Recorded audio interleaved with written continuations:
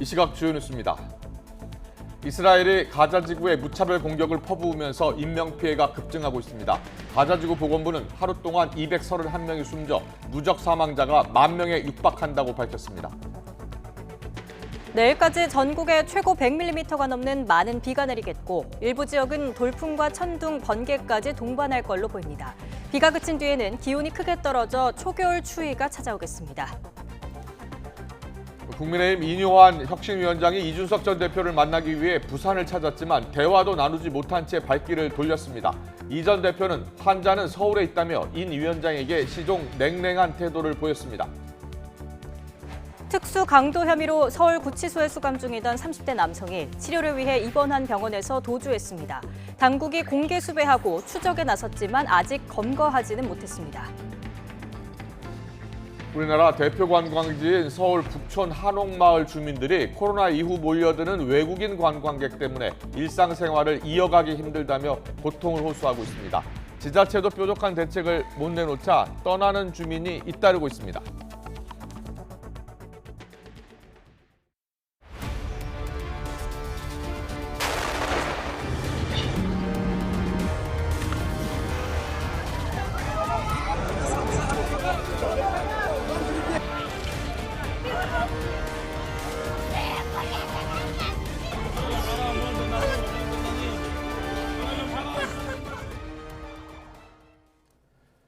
시청자 여러분 안녕하십니까? 11월 5일 일요일 아침 굿모닝 YTN 3부 시작합니다. 하마스와 이스라엘 충돌이 발생한 지 한 달 가까이 되고 있는 가운데 민간인 희생자는 계속 늘고 있습니다. 특히 가자지구 지상작전에 들어간 이스라엘의 무차별 공격은 오늘도 계속되고 있습니다. 어제도 난민촌으로 쓰이는 학교와 아파트가 폭격당했는데요. 가자지구 사망자는 이제 10,000명에 육박하고 있습니다. 보도에 이상순 기자입니다. 널브러진 식기와 음식물 위로 피가 흥건합니다. 콘크리트 바닥은 폭발 충격으로 곳곳이 패였습니다. 가자지구 북부의 자발리아 난민촌이 또 폭격당했습니다. 대피소로 쓰이는 유엔의 학교였는데 적어도 15명이 숨졌습니다. وين كنت لما صار القصف يا عمو؟ فقد وين؟ إلا صارت 3 دبات فقد شوفها صارت الخط وشفت واحد بالحية والله شفت واحد بالحية 가자지구 중부 누사이란 난민촌에도 이스라엘의 폭탄이 떨어졌습니다. 공격 목표가 된 아파트에서 일가족 7명이 숨지고 5명이 다쳤습니다. 가자지구 보건부는 개전 이후 지금까지 가자지구 사망자만 10,000명에 육박한다고 밝혔습니다. 이런 가운데 레바논의 무장정파 헤즈볼라는 공세 수위를 높이고 있습니다. 목요일 이후 19개의 이스라엘 국경 초소를 공격했다면서 관련 비디오도 공개했습니다. 하지만 요아브 갈란트 이스라엘 국방장관은 헤즈볼라가 하마스처럼 오판하면 같은 운명에 처할 것이라고 경고했습니다. יחיא סנואר עשה טעות וחרץ את גורל החמאס ואת גורל עזה. אם נסראללה יעשה טעות, הוא יחרוץ את גורלה של לבנון. 갈란트 장관은 또 가자 지구의 하마스 지도자 야히야 신와라를 찾아서 제거하겠다면서 가자 지구 주민들도 나서달라고 당부했습니다. YTN 이상순입니다. 중동을 방문 중인 토니 블링컨 미 국무장관이 팔레스타인 가자 지구를 무차별 공격하고 있는 이스라엘에 민간인 희생을 막을 모든 조치를 강구하라고 촉구했습니다. 블링컨 장관은 요르단 암만에서 중동 국가 외무장관들과 만난 뒤 공동 기자회견을 열고 반드시라는 말을 써가며 이같이 이스라엘을 강하게 압박했습니다. 그러나 이스라엘 하마스 전쟁에서 일반적 의미의 휴전은 하마스가 전열을 재정비해 다시 공격할 수 있도록 하는 것이라면서 반대한다는 입장을 재확인했습니다. 중동 5개국 외무장관들은 즉각적인 휴전을 요구해 양측은 이견만 재확인했습니다. 이스라엘의 일시적 교전 중단을 제안했다가 거부당한 데 이어 아랍 국가들과도 휴전 찬반이 엇갈리면서 사태 악화를 막기 위한 미국의 노력은 난관에 부딪히고 있습니다. 이스라엘의 공세 강화로 가자 지구 내에 민간인 희생자와 부상자가 계속 늘고 있는 가운데 현장에서 이들을 치료하고 돕고 있는 의료진, 유엔기구 직원들도 함께 희생되고 있습니다. 이들은 자신들의 목숨까지 위협받는 상황에서도 현장을 떠나지 않고 있습니다. 류재훈 기자가 전해드립니다. 이슬람 국가 적십자 기구인 붉은 초승달 소속 구호대원이 응급차로 실려가고 있습니다. 부상자들을 돕다 피격을 당했습니다. 붉은 초승달은 이 화면을 공개하며 목표물이 아니다라는 해시태그를 달았습니다. 이제는 의료시설들도 공격을 당하면서 환자들을 남겨두고 피란을 떠날 수 없는 의료진들도 희생되고 있습니다. WHO has verified 237 attacks on healthcare, including 218 in the occupied Palestinian territory and 19 in Israel. 현장에서 난민을 돕는 유엔 직원들의 희생도 커지고 있습니다. 난민기구는 이미 직원 70명이 숨졌지만 열악한 처지에 있는 난민들을 두고는 떠나지 않겠다는 입장입니다. Right, it's an anarchy kind of situation, right, where there's no structure. People are desperate for food and for survival. 그런가 하면 남쪽 난민 캠프에서는 서로의 힘든 상황을 보듬으며 무료로 자원봉사를 하는 사람들도 있습니다.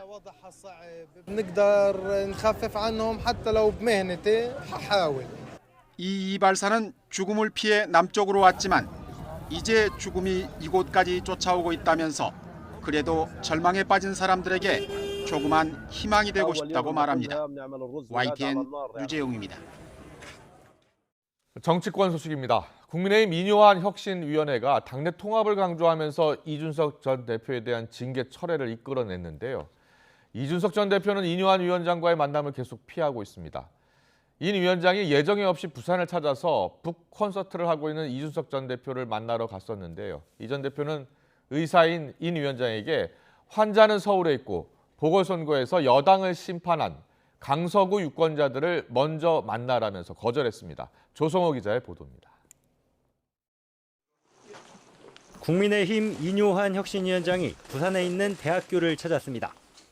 이현주 전 의원이 주최하는 정치 토론회에 참석한 이준석 전 대표를 만나기 위해서입니다. 혁신이도 몰랐고 이 전 대표 측과도 미리 협의하지 않은 그야말로 깜짝 방문 시도였습니다. 간단합니다. 오늘 경청으로 왔습니다. 톡 콘서트.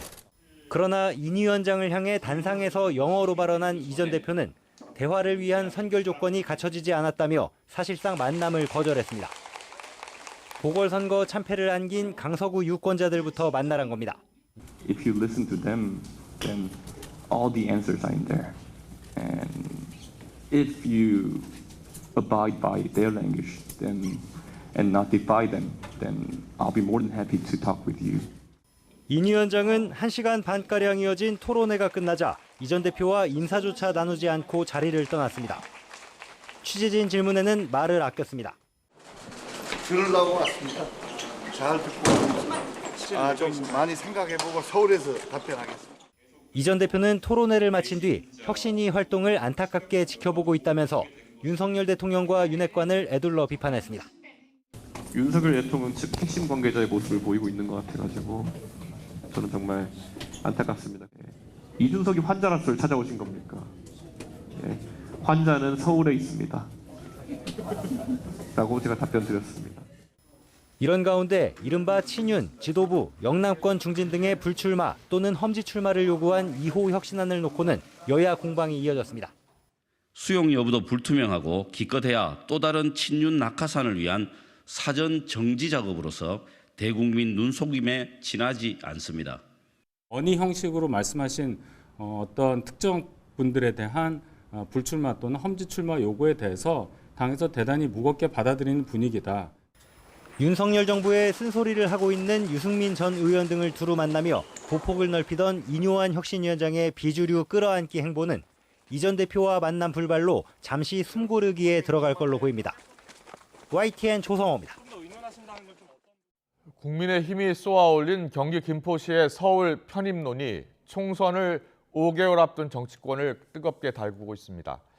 현 여당이 뉴타운 개발 공약으로 당시 서울 표심을 잡았던 과거 총선 때가 연상된다는 말도 나오는데요. 아직 공식적으로 찬반 입장을 밝히지 못하고 있는 민주당은 여론의 촉각을 곤두세우면서 선거에 미칠 파장을 주시하고 있습니다. 김경수 기자의 보도입니다. 보궐선거 패배 이후 국민의힘이 들고 나온 메가시티 서울 구상을 두고 지난 2008년 뉴타운 공약이 겹쳐 보인다는 분석이 많습니다. 이명박 정부 출범 직후 치러진 18대 총선에서 당시 한나라당은 광역단위 재개발 사업인 뉴타운을 수도권 선거 승부수로 띄웠기 때문입니다. 뉴타운을 만들고 또 재건축을 하는 사업들이 중요하고요. 총력전 끝에 한나라당은 관악, 도봉, 노원 등 전통적 진보 강세 지역까지 차지하며 수도권을 휩쓸었고 과반 의석을 확보하는 승리를 거뒀습니다. 지역 개발과 부동산 가격 상승을 바라는 유권자 심리를 건드린 게 주요했다는 해석이 나왔는데 이번에 국민의힘이 꺼낸 카드도 맥이 닿아 있다는 분석입니다. 동북아의 대표적인 광역 경제권으로 도약하는 초석을 놓을 수 있으며 편입된 김포 또한 모든 인프라 면에서 발전을 이룰 것입니다. 물론 민주당도 비슷한 경험이 있습니다. 2002년 노무현 전 대통령이 대선 공약으로 내걸었던 충청권 신행정수도가 대표적입니다. 노 전 대통령이 한나라당 이회창 후보에 앞섰던 57만 표 가운데 절반에 가까운 25만 표가 충청에서 나올 정도로 톡톡히 덕을 봤다는 게 여야 가리지 않고 정치권의 공통된 평가입니다. 지방도 함께 발전시키고 수도권도 분산하기 위해서 행정수도를 충청도로 옮기자. 이게 제 제안입니다. 행정구역 개편 공약이 파급력이 컸다는 걸 아는 터라 이번 이슈에 대한 민주당의 고심도 깊습니다. 국민의힘이 당 차원의 기구를 만들고 김포 외 구리, 하남, 고양, 광명 등으로 범위를 확대할 가능성을 열어둔 만큼 부담감은 클 수밖에 없습니다. 민주당 입장이 무엇인지 잘 모르겠습니다. 반대한다는 것입니까? 아니면 찬성한다는 것입니까? 김포, 서울 편입론에 대해 당 차원의 찬반 입장을 공식적으로 밝히는 대신 이슈 전환을 시도하는 이유입니다. 교통체계 개편부터 논의하는 게 맞는다며 서울 지하철 5호선 연장 문제로 역공에 나선 것도 그 연장선에 있다는 해석입니다. 뜬구름 잡는 이야기 말고 교통 문제 확실히 해결해야 합니다. 정부 여당은 자신들이 뭉개왔던 5호선 연장 문제에 대한 입장을 정해야 합니다. 서울 편입을 원하는 경기 지역 민심이 적잖은 만큼 여론의 추이를 보며 대응 수위를 조절하는 겁니다. 수도권의 선거판을 한번 흔들어 보려고 하는 정략적 차원 그 이상도 이하도 아니다라고 하는 평가입니다. 여야 모두 사활을 건 내년 총선을 앞두고 여권발 서울 확장론이 수도권 민심에 어떤 영향을 줄지 중요한 관전 포인트로 떠올랐습니다. YTN 김경수입니다. 국회는 국정감사에 이어서 이제 예산 정국에 막이 올랐습니다. 윤석열 대통령은 탄핵도 마다치 않겠다면서 정부의 건전 재정, 즉 긴축 재정의 필요성을 연일 강조하고 있습니다. 야당에서는 돈을 더 풀어야 한다는 입장이지만 재정을 늘리면 물가가 올라 서민만 고스란히 피해를 본다는 이유를 댔는데요. 내년 총선을 염두에 둔 돈 풀기는 없다고 명확히 선을 긋는 모습입니다. 어떤 판단이 깔린 건지 강희경 기자가 보도합니다. 윤석열 대통령의 내년도 예산안 시정연설로 예산 정국에 막이 올랐습니다. 운용기조의 핵심은 건전 재정으로 윤 대통령은 미래 세대를 위한 선택이라고 강조했습니다. 미래 세대에게 감당하기 어려운 빚을 넘겨주지 않기 위한 것입니다. 이어 타운홀 미팅에서는 탄핵과 퇴진운동 등 한층 강경한 단어까지 꺼내들며 건전 재정의 당위성을 역설했습니다. 탄핵하려면 해라. 그러나 재정을 늘리면 물가가 더 올라 서민이 죽는다며 배수진을 쳤습니다. 내년 선거 때 보자. 아주 탄핵시킨다. 뭐 이런 얘기까지 막 나옵니다. 그래서 제가 하라면 하십시오. 물가 때문에 또 서민들이 죽는다. 그러면서도 서민을 위한 지원엔 예산을 아끼지 않겠다는 방침입니다. 대폭 삭감돼 논란이 일었던 R&D 예산에 대해서도 연구자들에게 똑같이 나눠주는 건 수당 보조의 개념에 불과한 만큼 필요한 곳에 더 집중적으로 투자해야 한다고 설명했습니다. 즉 허리띠는 졸라매되 꼭 필요한 곳에 잘 쓰겠다는 겁니다. 윤 대통령의 이 같은 방침은 과거 선거를 앞두고 정치권에서 볼 수 있었던 모습과는 다소 다릅니다. 문재인 전 대통령은 지난 21대 총선을 앞두고 코로나 재난지원금을 나눠줬고 박근혜 정부에서는 총선 전 TK 예산을 크게 늘려 논란이 됐습니다. 그러나 윤 대통령은 당장 재정을 늘리면 나라가 망하는 만큼 눈앞의 선거보단 미래를 더 먼저 봐야 한다는 의지가 강한 것으로 전해졌습니다. 우리 정치와 국정이라는 거는 선거보다는 또는 정치보다는 일단 국민을 먼저 위해야 되고, 야권은 물론 일부 전문가들 사이에서도 긴축 재정 드라이브에 의구심을 갖는 시선은 여전합니다. 민심이 결국 어느 쪽에 손을 들어줄지 윤 대통령의 수신이 내년 총선에 미칠 영향에 관심이 쏠리고 있습니다. YTN 강희경입니다. 우리나라 대표 관광지 가운데 하나인 서울 북촌 한옥마을 주민들이 하나둘 떠나고 있습니다. 코로나19 외국인 관광객이 몰리면서 일상생활을 이어가기 힘들 정도라고 하소연하고 있는데요. 얼마나 피해가 심각한지 권준수 기자가 현장에 다녀왔습니다. 한국을 찾는 관광객들이 주로 방문하는 서울 북촌의 한옥마을입니다. 보이시는 것처럼 관광객들이 많이 몰리면서 정작 이곳에 살고 있는 주민들은 불만이 커지고 있는데요. 직접 만나봤습니다. 뭐 도움이 되는 거 있어? 뭐 있어? 전부 다 어딜로 놓고만 가고. 시간을 지응해라 이 말이야. 7시면 7시, 8시면 8시. 그거 안 되잖아. 아, 이렇게 시간 안 지키는구나. 젊은 애들이. 드론을 많이 날리던데 되게 시끄럽고 이렇게 막 마당 같은데 집안에 위에 이제 있으면 약간 좀 이제 불편하게 약간 좀 신경 쓰이고. 코로나19 일상 회복과 함께 하루가 멀다고 찾아오는 관광객으로 북촌 주민들은 매일매일 괴롭다고 하소연합니다. 스트레스를 참지 못한 나머지 한옥마을을 떠나는 주민도 늘고 있습니다. 실제로 지난해 한옥마을이 형성된 종로구 삼청동과 가회동에 거주하는 주민은 각각 2,600여 명과 4,000여 명으로 집계됐습니다. 5년 전과 비교하면 주민이 10% 넘게 줄었고 10년 전과 비교하면 4명 가운데 1명이 한옥마을을 떠난 셈입니다. 많이들이 이렇게 떠나셔서 이사 가셨어요. 누구도 이사 가셨어요? 얼마 전에 머리 지진나죠. 개인 생활이 안 돼요. 이렇게 한옥마을을 떠나는 주민이 늘어나고 있지만 지자체는 마땅한 대책을 내놓지 못하고 있습니다. 관광 시간을 오전 10시부터 오후 5시까지로 제한하고 특정 요일은 방문하지 말라는 팻말을 여기저기 내걸었지만 강제성이 없어 실효성은 거의 없습니다. 더구나 중국인 단체 관광 빗장이 풀리면서 외국인 관광객이 매달 100만 명 넘게 입국할 것으로 예상돼 한옥마을 주민 피해도 덩달아 커질 전망입니다. 돈을 안 받으니까 그러니까 이제 저가 단체 관광객들 거기다 풀어놓는 게 많거든요. 뭐 신청을 받는다거나 아니면은 사전 허가제를 실시해서 일정의 밀도를 좀 낮추고 분산할 수 있을 것 같거든요. 무엇보다 관광지는 관광객이 즐기기만 하는 공간이 아니라 주민들이 일상을 영위하는 공간이기도 하다는 점을 인식해야 한다는 지적도 나옵니다. YTN 권준수입니다.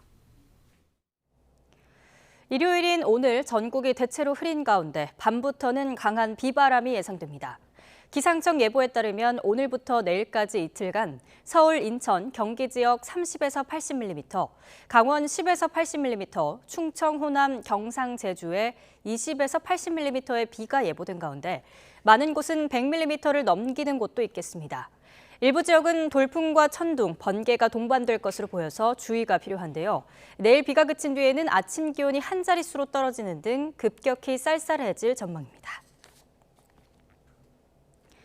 마약 투약 혐의를 받는 배우 이선균 씨가 일주일 만에 경찰서에 다시 출석해 2차 조사를 받았습니다.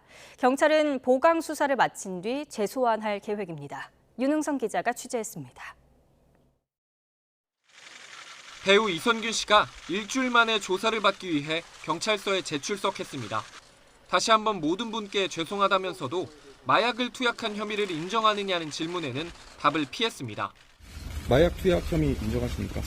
예, 오늘 조사 과정에서 모두 성실하게 답변드리겠습니다. 1시간여 만에 끝난 첫 조사와 달리 3시간 동안 조사를 받고 나온 이 씨의 대답도 마찬가지였습니다. 오늘 조사에서 마약 투약 혐의 인정하셨나요? 예, 그것 또한 다 솔직하게 제가 기억하고 있는 거 다 사실대로 다 말씀드렸습니다. 이번 조사에서는 이 씨의 마약 투약 여부에 관해 경찰의 집중 추궁이 이어진 것으로 전해졌습니다. 경찰은 그러나 이 씨가 마약 투약을 인정했는지 등에 관해선 아직 수사 중이라 밝힐 수 없다며 말을 아꼈습니다. 일각에서는 이 씨가 간이 시약 검사와 국립과학수사연구원 정밀감정에서 모두 음성이 나오면서 혐의 입증에 어려움을 겪는 것 아니냐는 우려도 제기되고 있습니다. 경찰은 보강 수사를 진행한 뒤 조만간 다시 이 씨를 소환 조사할 계획입니다. 마약류 관리에 관한 법률상 마약 혐의를 받는 또 다른 연예인 가수 지드래곤, 권지용 씨는 오는 6일 첫 소환 조사를 받을 예정입니다. 경찰은 이들에게 마약을 건넨 것으로 지목된 공급책 의사도 출석 일정을 조율하고 있다고 밝혔습니다. YTN 윤웅성입니다. 전 펜싱 국가대표 남현희 씨 재혼 상대로 알려진 뒤 사기 의혹이 불거져 구속된 전청조 씨가 남 씨 조카를 폭행한 혐의도 인정했습니다. 경기 성남중앙경찰서는 어제 아동학대와 협박 혐의 등을 받는 전청조 씨를 피의자 신분으로 조사했습니다. 전 씨는 지난 8월 경기 성남시에 있는 남 씨 모친 집에서 남 씨의 중학생 조카 A군을 어린이용 골프채로 여러 차례 때린 혐의를 받습니다. 전 씨는 경찰 조사에서 이 같은 혐의를 모두 인정하면서도 훈육 차원의 행위였다는 취지로 주장한 걸로 알려졌습니다. 서울 구치소 수감자가 병원 치료를 받던 중 도주해 법무부와 경찰이 추적에 나섰습니다. 법무부는 어제 새벽 6시 반쯤 특수강도 혐의로 구속된 36살 김길수가 입원 중이던 안양의 한 병원에서 도주했다고 밝혔습니다. 김길수는 이번 달 초 목에 무언가가 걸렸다며 병원에 입원한 뒤 보호장비를 풀고 화장실을 이용하다가 도망친 것으로 파악됐습니다. 경찰은 김길수가 미리 준비한 사복으로 갈아입고 도주한 점으로 보아서 계획 범죄 가능성을 열어두고 쫓고 있습니다.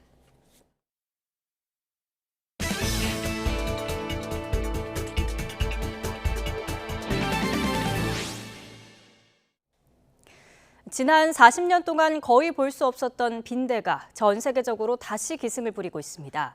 그런데 지금 발견되는 빈대는 인간의 방역 시스템인 살충제를 견딜 수 있는 내성을 지녔다는 연구 결과가 나왔습니다. 보도에 양혜영 기자입니다. 납작한 타원형 몸통을 지닌 빈대는 자기 몸집의 최대 6배까지 동물의 피를 빠는 흡혈 곤충입니다. 최근 프랑스를 비롯해 영국과 미국 등에서 빈대가 발견돼 비상에 걸렸는데 국내에서도 1980년 이후 사실상 박멸됐던 빈대가 최근 출몰하고 있습니다. 그런데 문제는 최근 발견되는 빈대가 살충제의 내성을 가진 상태로 진화했다는 겁니다. 미국 연구팀이 지난 2005년에서 2009년, 2018년에서 2019년 두 차례에 걸쳐 미국 전역에서 빈대를 수집해 DNA를 분석해봤습니다. 그 결과 2005년에서 2009년 사이에 수집된 빈대는 절반인 50%가 살충제에 대한 내성을 가지고 있었는데 10년 뒤 수집된 빈대에서는 무려 84%가 살충제에 반응하지 않는 것으로 나타났습니다. 지금까지 빈대 퇴치에 가장 효과적이었던 살충제는 DDT였지만 독성 문제로 전면 사용이 금지되면서 현재로서는 빈대를 박멸할 마땅한 살충제가 없는 상황인 겁니다. 일반적인 살충제에 내성을 가지고 있는 빈대들이 좀 출현하는 것으로 알려져 있고요. 한 50도 내지 60도 정도의 열이 가해지면은 죽는 것으로 알려져 있어서 우리가 이제 충분히 열을 가해서 방제 작업을 또 할 수도 있겠습니다. 빈대는 오로지 동물의 피만 먹이로 삼아 먹이 트랩으로 잡을 수 없고 흡혈하지 않아도 6개월에서 1년 가까이 살 수 있을 만큼 생존력이 강합니다. 전염병을 옮기는 벼룩이나 이와 달리 특별한 질병은 옮기지 않아 위험성은 적은 편이지만 모기보다 10배 많은 피를 빨 수 있어 더 가렵게 느껴집니다. YTN 사이언스 양우영입니다. 1000마리에 가까운 사슴 때문에 주민들이 골머리를 앓고 있다는 전남 안마도 소식 전해드렸는데요. 그런데 이런 곳이 한두 군데가 아닙니다. 야생화된 동물 피해가 곳곳에서 잇따르는데도 정부는 현황 파악조차 안 하고 있습니다. 이승배 기자입니다. 사슴들이 거침없이 바다로 뛰어듭니다. 익숙한 듯 줄 맞춰 헤엄을 쳐서 섬을 넘나듭니다. 때로 몰려다니며 집 근처까지 내려와 풀을 뜯어먹기도 합니다. 사람보다 사슴이 더 많은 영광 안마도. 주변 섬까지 합치면 1000마리 정도로 추정됩니다. 작물을 싹쓸이하고 묘지를 파헤쳐 주민들은 속이 탑니다. 사슴이 못 뛰어넘을 정도로 그렇게 지금 전부 울타리를 쳐놓고 있거든요. 그걸 쳐놔도 겨울에 먹이가 없으면 한 2m, 3m까지 뛰어넘어요. 안에 들어와서 다 아주 수라장을 만들고. 그런데 이런 곳이 더 있습니다. 인천 옹진군에 있는 구럽도는 버려진 사슴 때문에 머리가 아픕니다. 어림잡아 300에서 400마리나 됩니다. 전남 신안의 임자도, 여수 금오도, 충남 당진 난지도, 전남 광양 백운산, 제주 한라산에서도 야생화된 가축이 목격되고 있습니다. 꽃사슴과 붉은 사슴, 크기가 소만한 거대 사슴 엘크, 염소 등 종류도 제각각입니다. 모두 사람들이 키우다 버렸거나 탈출한 건데 야생에 적응해 점점 숫자가 늘고 있습니다. 가만히 있으면 마리수는 늘어갈 수밖에 없고요. 그리고 또 주민들이 피해가 있고 그 피해에 따라서 이제 지자체 민원이 없고 처리할 수 있는 어떤 한계가 지자체에는 한계가 있으니까. 이처럼 야생화된 동물 피해가 제법 큰데도 실태 파악은 아무도 안 하고 있습니다. 버려진 사슴과 염소 등을 가축으로 볼지 말지를 두고 부처 간 법령 해석이 다르기 때문입니다. 농림부는 사람이 기르지 않으면 가축이 아니다. 환경부는 가축으로 길러지다 버려진 것이기 때문에 가축이지 야생동물은 아니라고 보고 있습니다. 책임지는 부처가 없다 보니 자치단체도 어디는 축산과, 어디는 환경과가 업무를 맡는 등 갈팡질팡하고 있습니다. 민원이 빗발쳐 마음 급한 자치단체는 총으로 쏴서 잡기도 하지만 현행법상 불법입니다. 유해 야생동물이나 생태계 교란 생물로 지정돼야만 가능한데 그러려면 결국 법을 고쳐야 하는데 쉬운 문제는 아닙니다. 가축은 축산법에서 아예 정의를 하고 있는 법적인 개념이 있는 거고 야생동물 역시 야생생물법에서 규정을 하고 있는 것이고요. 근데 야생화된 가축에 대한 개념이 지금은 전무한 상태라서 저는 이거에 대한 개념 정립이 우선은 필요하고 애초에 기르던 가축을 버리지 못하게 막아야 한다는 지적도 나옵니다. 언제 어디서든 반복될 수 있는 일인 만큼 중앙지방 가리지 말고 머리를 맞대고 해법을 찾을 필요가 있어 보입니다. YTN 이승배입니다. 북한이 우크라이나와 전쟁 중인 러시아에 포탄은 물론 단거리 탄도미사일까지 지원한 정황이 포착됐습니다. 팔레스타인 무장정파 하마스와 이스라엘 전쟁에선 무기 제공 가능성과 함께 팔레스타인 편을 들며 본격적인 개입 시기를 저울질하고 있습니다. 최도희 기자입니다. 러시아의 침공으로 우크라이나 전쟁이 시작된 지 1년 8개월이 지났습니다. 전쟁이 장기화한 가운데 북한은 지난 8월부터 러시아와의 무기 거래를 활발히 하면서 전쟁에 개입하고 있습니다. 우리 군 당국은 북한이 포탄 탄약 외에도 단거리 탄도미사일까지 러시아에 제공했을 가능성을 제기했습니다. 팔레스타인 무장정파 하마스의 선제 공격으로 시작된 또 다른 전쟁, 이스라엘과 하마스 무력 충돌은 개전 한 달째 접어들고 있습니다. 개전 초 하마스가 북한제 무기인 F7을 사용했다는 의혹에 대해 북한은 근거 없는 루머라고 발끈했지만 실제 속내는 달라 보입니다. 북한은 관영 매체를 통해 연일 이스라엘을 맹비난하며 전쟁 개입 시기를 저울질하고 있는 것으로 보입니다. 우리 정보 당국도 북한이 팔레스타인 지원 방안을 마련하고 있는 정황을 포착했습니다. 김정은이 최근 팔레스타인을 포괄적으로 지원하는 방안을 찾으라고 지시한 정황을 포착하였으며 이 지역 무장단체와 제3세계 국가의 무기 판매 시도 가능성도 있는 상황으로 보고 있습니다. 이렇게 북한이 두 개의 전쟁에 개입하려는 배경엔 자신들이 반미전선을 주도하겠다는 강한 의지는 물론 김정은 국무위원장의 자신감이 깔려 있다는 해석입니다. 여러 군데서 시끄러워지면 한반도에서 자기네들이 남북관계를 이끌기에는 유리하다라는 거, 그리고 스스로 이제 이런 행동을 하면서 자기가 굉장히 위대한 지도자라고 생각을 하는 거죠. 다만 북한이 만성적 자원 부족 상태인 만큼 실질적으로 팔레스타인 지원에 이르기까진 넘어야 할 장애물이 적지 않아 보입니다. YTN 최두입니다. 토니 블링컨 미 국무장관이 윤석열 정부 출범 이후 처음으로 이번 주에 우리나라를 방문합니다. 블링컨 장관은 박진 외교부 장관은 물론 윤석열 대통령도 만날 예정인데요.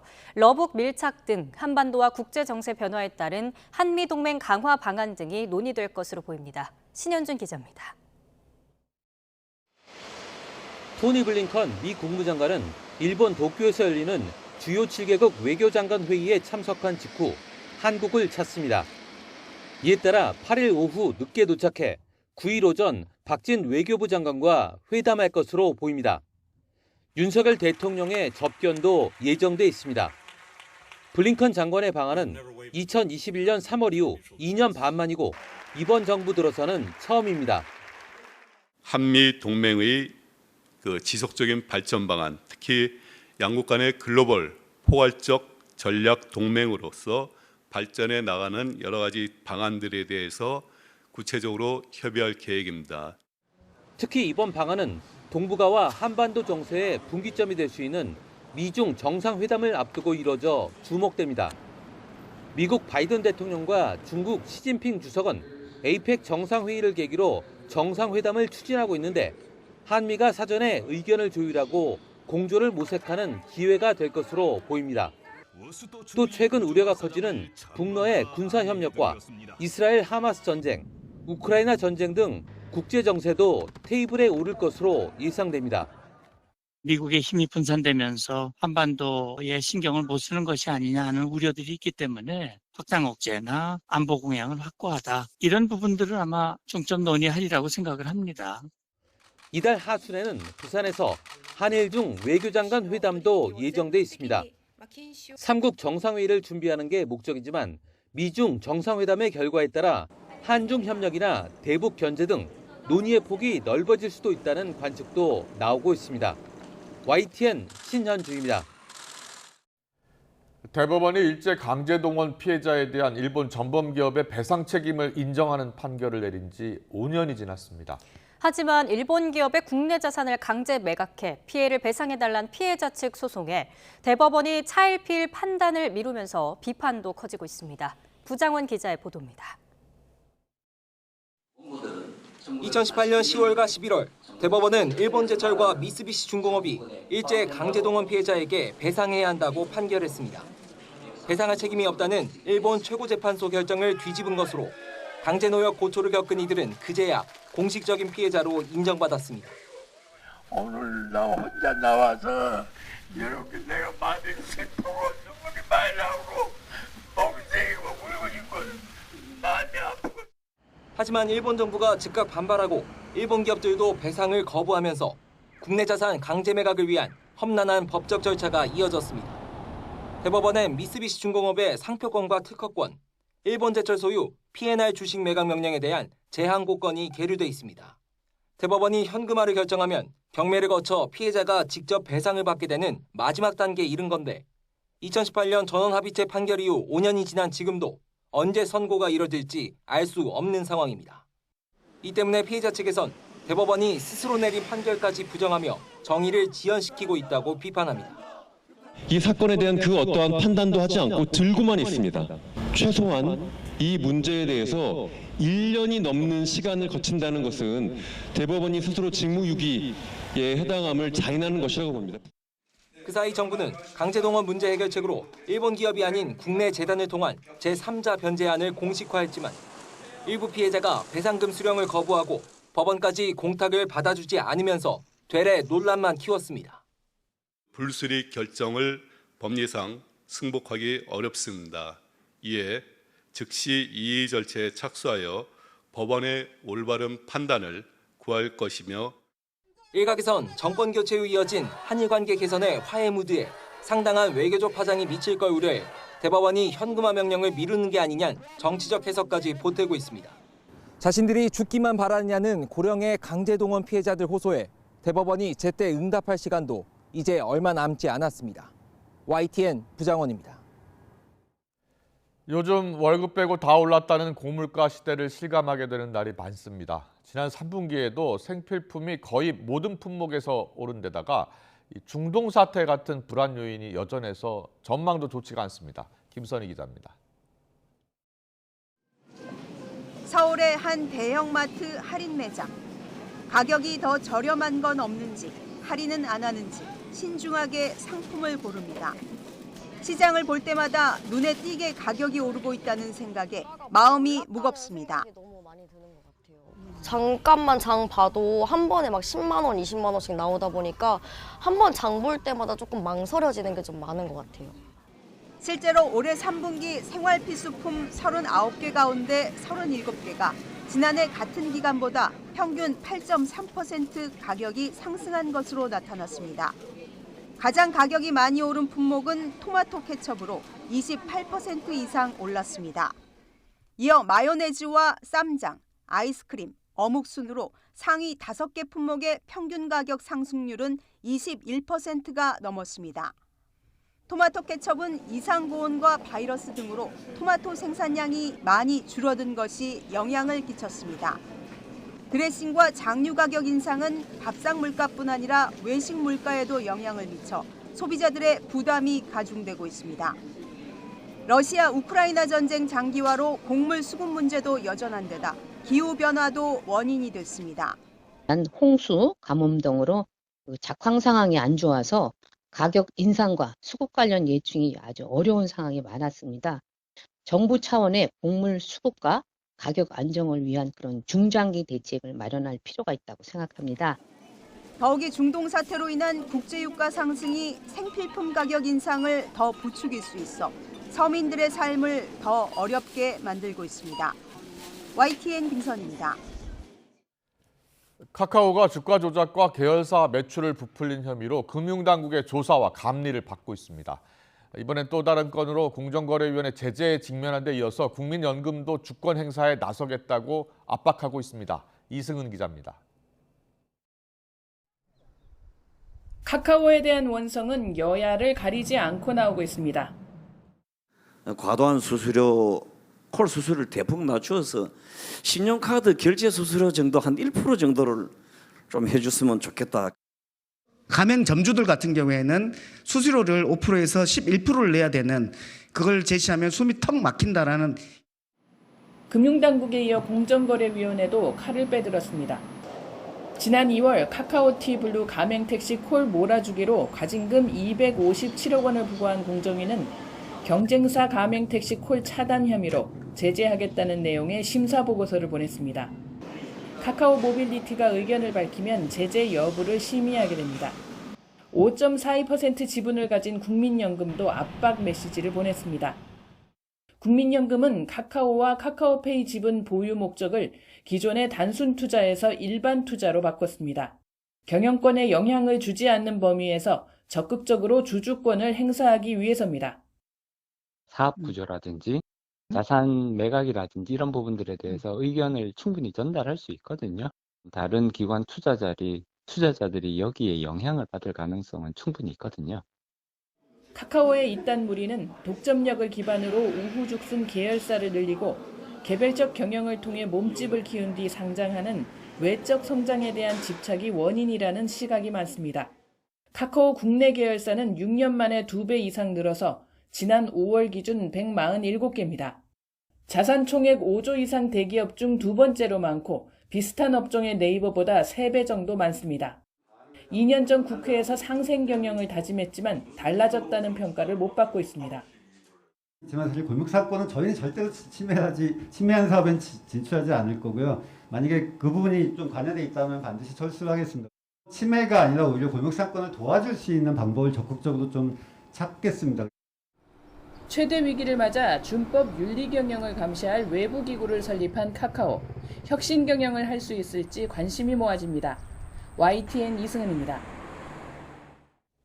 최근 주식시장이 부진을 면치 못하면서 일부 개인 투자자들을 중심으로 공매도를 한시적으로 중단해달라는 요구가 커지고 있습니다. 정치권에서도 관련 논의가 잇따랐는데 금융당국은 한시적 금지를 포함해서 여러 방안을 두고 고심하고 있습니다. 엄윤주 기자의 보도입니다. 공매도는 없는 주식을 미리 빌려서 판 다음 주가가 떨어진 뒤 다시 사 시세 이익을 챙기는 투자 기법입니다. 남들이 손해를 보는 하락장에 들어가 돈을 버는 매매 전략인 셈입니다. 주가 하락에 베팅하는 만큼 하락세를 부추긴다는 지적도 나오는데 최근 주가가 큰 폭으로 내린 2차전지 관련주들의 공매도 물량이 쏟아지고 있습니다. 그러자 손해를 본 일부 개인 투자자들을 중심으로 공매도를 전면 금지해달라는 요구가 잇따르고 있습니다. 정치권도 거들어 금융당국 압박에 나섰습니다. 요새 이 불법 공매도로 인해서 오히려 개미 투자자들이 손해를 본다. 오히려 큰 손실을 보고 있고 눈물을 흘린다. 지금 이러한 좀 그 사례들이 많이 나오고 있거든요. 금융당국의 속내는 복잡합니다. 앞서 금융감독원도 불법 공매도 특별조사단을 출범시키며 시장 질서 왜곡 행위에 엄벌 의지를 보였지만 공매도 자체를 금지하기는 부담스럽습니다. 현재 일부 종목에 대한 부분 허용만으로도 국제시장에서 마이너스 요소가 되는 마당에 전면 금지는 외국인 이탈을 더 부추길 수 있고 공매도의 가격 조정이라는 순기능도 무시할 수 없기 때문입니다. 외국인 투자가 중요한 나라에서 외국에서 아무도 안 하는 이런 복잡하고 어려운 시스템을 만들어서 거래를 어렵게 만드는 게 과연 개인 투자자를 보호하는 이러한 정책인지 저는 정말 자신이 없습니다. 김소영 금융위원회 부위원장은 YTN과의 통화에서 현재 한시적 금지를 포함한 여러 방안을 검토 중이지만 아직 정해진 건 없다고 밝혔습니다. 그러면서 전면 금지에 앞서 불법 공매도를 근절하고 기울어진 운동장을 펼 제도 개선 방안을 마련하는 게 급선무라고 강조했습니다. 공매도를 둘러싼 개인 투자자와 정치권 압박이 거세지는 가운데 금융위는 조만간 공식 입장을 발표할 예정입니다. YTN 엄윤주입니다. 경기도 화성시의 첫 자연휴양림이 문을 열었습니다. 천년 고찰 만이사를 품고 있는 무봉산 자연휴양림인데요. 수도권 남부의 힐링 명소로 주목받고 있습니다. 최명신 기자입니다.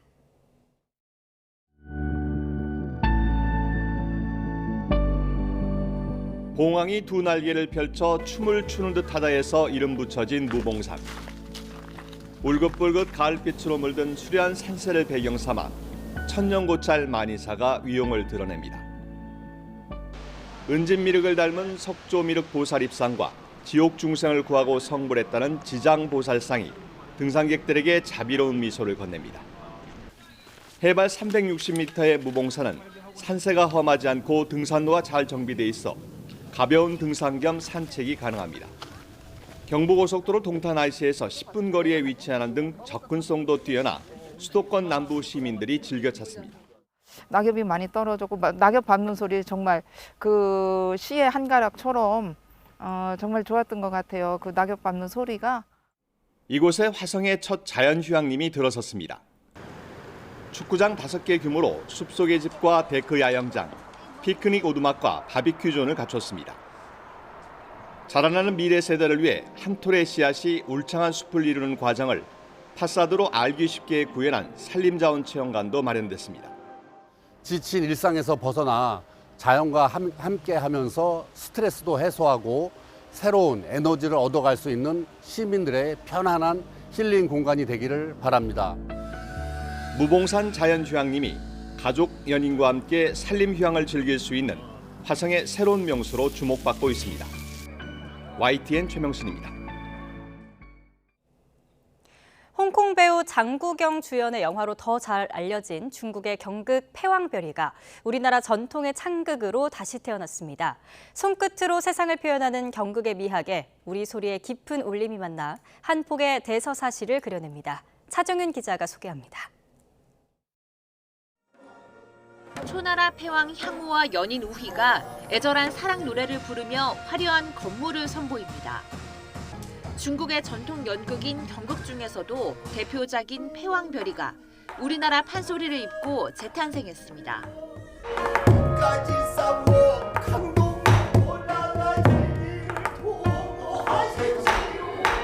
지난 2019년 초연 당시 전석 매진을 기록하고 4년 만에 선보이는 이번 공연에서는 더 넓어진 극장에서 더 풍성한 소리로 관객을 맞이합니다.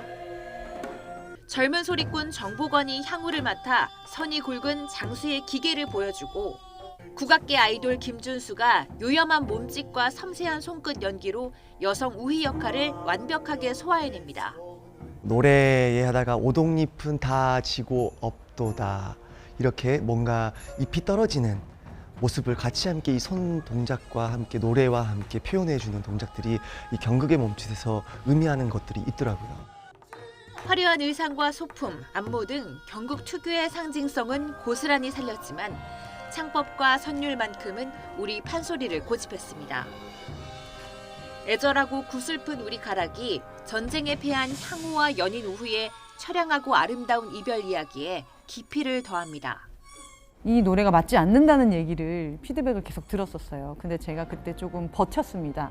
계속 설득해서 좀 고집을 피운 시간이 있었는데 그 시간을 지나고 나니까 음악에 대한 되게 존중을 가지고 창극과 경극이라는 한중 두 나라의 전통 음악이 만나 현대 예술의 혁신이 되고 있습니다. YTN 차정은입니다. 어젯밤 10시 반쯤 충남 아산시 장존동에 있는 아파트에 주차된 전기차에서 불이 났습니다. 불은 차량 한 대를 모두 태우고 1시간여 만에 꺼졌는데 다친 사람은 없었습니다. 소방당국은 정확한 화재 원인을 조사하고 있습니다. 오늘 0시쯤 경기 시흥시 은행동의 한 도로를 달리던 승용차가 주차된 1톤 화물차를 들이받는 사고가 났습니다. 이 사고로 승용차 운전자 1명이 다쳐 병원으로 옮겨졌고 화물차에 불이 나 소방당국이 진화에 나섰습니다. 경찰과 소방당국은 구체적인 사고 경위를 조사하고 있습니다.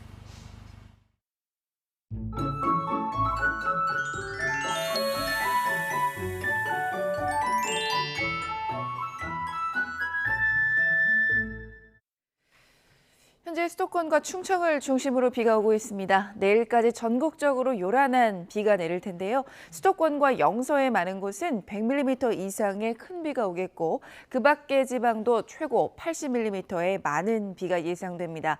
특히 비는 오늘 밤부터 내일 오전 사이 집중되겠는데요. 시간당 20에서 40mm의 매우 강한 비가 예상됩니다. 바람도 강하게 불겠습니다. 대부분 지방에 강풍 예비특보도 내려져 있으니까요. 피해 없도록 대비 잘 해주시길 바랍니다. 현재 기온 살펴봅니다. 서울이 15.2도, 부산은 18.2도고요. 낮 기온은 서울이 21도, 대전 22도로 예상됩니다. 날씨였습니다. 11월 5일 휴일 아침에 보내드린 굿모닝 YTN을 여기서 마치겠습니다. 잠시 후 YTN 뉴스와이드가 이어집니다. 시청해주신 여러분 고맙습니다.